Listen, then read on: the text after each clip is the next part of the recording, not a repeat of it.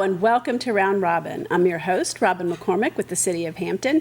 And today we are going to tell entrepreneurs and people who want to open a new business how to get there smoothly. My guest is Skyler Barnes. Welcome. Thank you so much for having me. You are in a new position that was created a year ago or so. Mm-hmm. Explain to people what it is you do. So I have a really unique position where I get to help our small businesses in Hampton go through the permitting process. Unfortunately, it's not crystal clear, all the steps that an entrepreneur must take.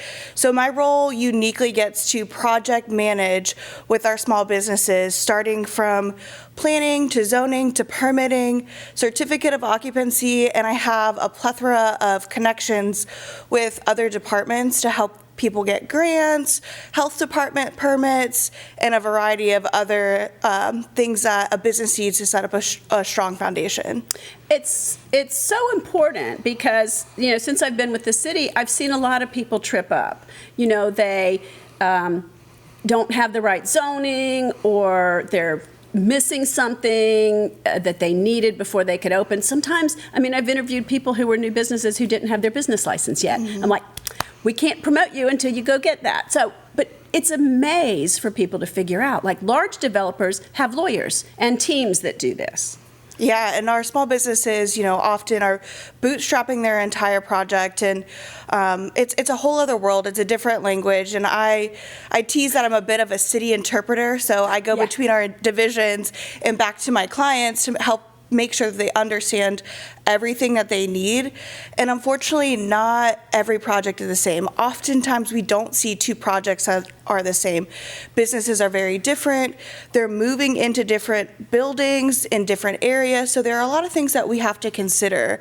And when I'm able to work directly with our clients and hear their entire vision, their timeline, their budget, I can kind of guide them through expectations and all of the hoops that we unfortunately do need them to go through to make sure that they open to the public safely and in compliance. Yeah, I've seen people buy or lease space and not be able to open their business because they didn't do that zoning check first, or they didn't get a variance, or whatever those processes are. And that sets somebody back a lot. Yeah, it breaks my heart every time we run into those cases because, again, I know a lot of these entrepreneurs are putting forth their entire life savings. They're taking that leap.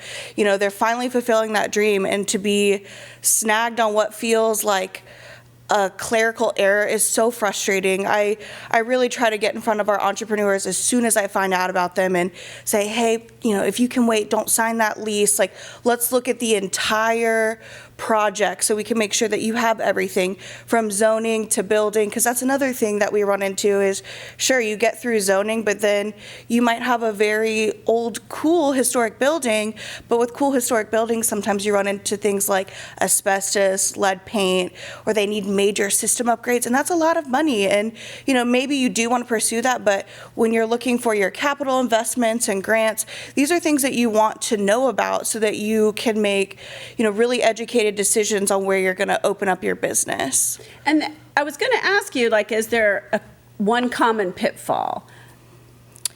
Yes, I feel like people jump and don't realize all the moving parts. And I just represent community development, but there are a variety of other departments where we work in parallel to get a business open and ready for the public. So Commissioner of Revenue is one, as you mentioned, business license. If you are a restaurant, you have to go through the health department. Sometimes if you sell prepackaged handmade goods, you have to go through VDAX, which is consumer goods and agriculture. It's also state run. So there's a lot of moving pieces. And fortunately, with this position, I've had the opportunity to watch how these play out, and I can guide our consumers and clients and say, hey, while you're working on my process, let's go ahead and get your application started with this department.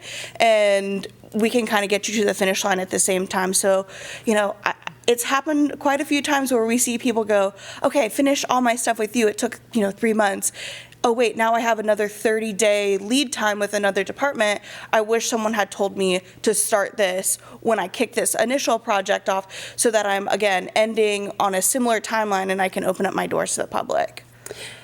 This is so cool, and I think it's amazing that City Council saw this and recognized it and, authorized this new position, because I have talked to so many people who just, when you're starting a small business, you've got your passion, you know what it is you're going to do, whether that's car repair is your thing, or restaurant, or retail, or whatever service, you know that thing, but you don't know all of the other pieces around it that are necessary. Absolutely. And again, this is a really unique position because I get to be in the room with these decision makers and these subject matter experts that can, keep zoning things in perspective and in check, but also allow our clients to understand why we're asking that. Like, a big thing for us is, while we do live in a wonderful waterfront community and it has a ton of benefits, it does have its challenges. We have some significant flood zones, and we also have to comply with the Chesapeake Bay Act. So we have to be mindful of what goes where. And again, just being able to connect with our clients as soon as we find out about them, we can help them get to the right places in a timely manner. Right. And there's, at least currently, parking requirements and things that people may not think about. That's your job, to think about all those things. Yeah, parking is a big one. There are definitely things in the works where we're trying to reconfigure that, trying to work on with our city planners areas that are more walkable. But parking is a big one that people get caught up on, especially when they anticipate a large crowd.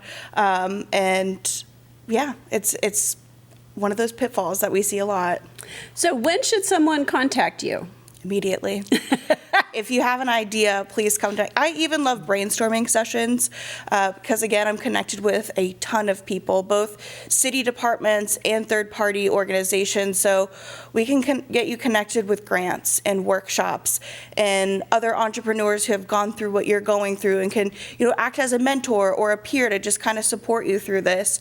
And the sooner I'm able to work with you, the faster we're able to, devise a plan for you. You understand what your timelines are, and we can get moving. What is your background? How did you land here? Because this is a very specialized position. I have a very wide background, mostly in marketing. Before I came to the city of Hampton, I worked for myself, doing business development and marketing services for other small businesses. And when helping a few of my small businesses expand into larger places, I realized this whole debacle around figuring out how to move through your local government, because it wasn't crystal clear. And in dealing with other localities, I would sit on the phone for hours and I would get different answers, and it would take forever for somebody to respond. And I was just like, that's so frustrating, especially when you're paying rent in a place, you're trying to get inventory out the door, time is not on your side.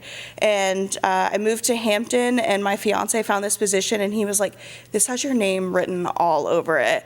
And it's been a wonderful fit, and I do love that I'm able to blend my marketing and business development background into the public service aspect. And that's wonderful. And when I first heard of the position, I thought maybe it was in economic development because they have a small business coordinator, but you dovetail with them. I mean, one of the things that being connected with the city early does is it helps business promotions. You can get a ribbon cutting. You can get, in some of those things. So it helps all across the board. Yeah, so many great benefits. I joke that even though I'm a division of one in community development, my team extends well beyond City Hall and economic development, DEI, neighborhoods within community development. There are a lot of key players that help me and my clients understand the needs of, certain neighborhoods or districts, and how we're doing things equitably, how we can make changes for improvement, how we're making sure the information that we're putting out is accessible, it makes sense. A lot of cleanup around streamlining process, a lot around that. as I was mentioning to you earlier before we started, we're getting a new software we're super excited about, looking forward to a really user-friendly portal that is very That will help too, yeah. so informative, and just allowing our clients to know exactly where they stand with the city at all times. That's so important. All right. Is there anything you want to mention that I've forgotten to ask you? No, I think that covers everything. Again, just reach out to me as soon as you have a business idea. I love brainstorming sessions, and I'm here to help. All right. Thank you. Thank you. So you heard it. If you have an idea and know that you can open a business, before you make a move, call Skyler, email Skyler. We've got the contact information up on the screen. She is your starting point and can guide you through the city, state, all the different requirements you would have to meet. Thanks for watching.